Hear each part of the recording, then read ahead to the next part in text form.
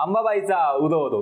आजपासून नवरात्र सुरू होते आणि या नवरात्री निमित्त आपण प्रत्येक क्षेत्रामध्ये कोणत्या महिलेने पहिला झेंडा रोवला हे जाणून घेणार आहोत. अनेक असे क्षेत्र आहे ज्यात लोकांना कधी वाटलंही नसेल की महिला काम करू शकतील, पण त्यांनी करून दाखवलं आणि ते करून जगासमोर एक प्रेरणादायी उदाहरण ठेवलं.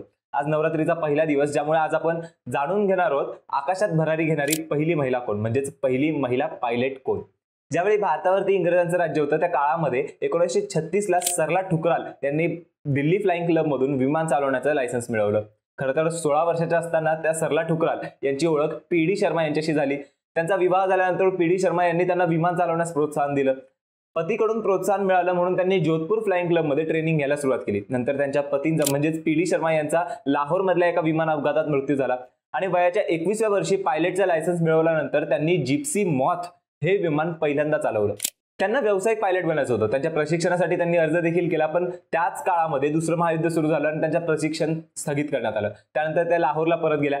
भारताच्या फाळणीनंतर त्या ज्यावेळेला 2 मुलींसोबत परत दिल्लीत आल्या तेव्हा त्यांची भेट झाली आर.पी. ठुकराल यांच्याशी आणि त्यांनी 1948 ला त्यांच्याशी लग्न देखील केलं.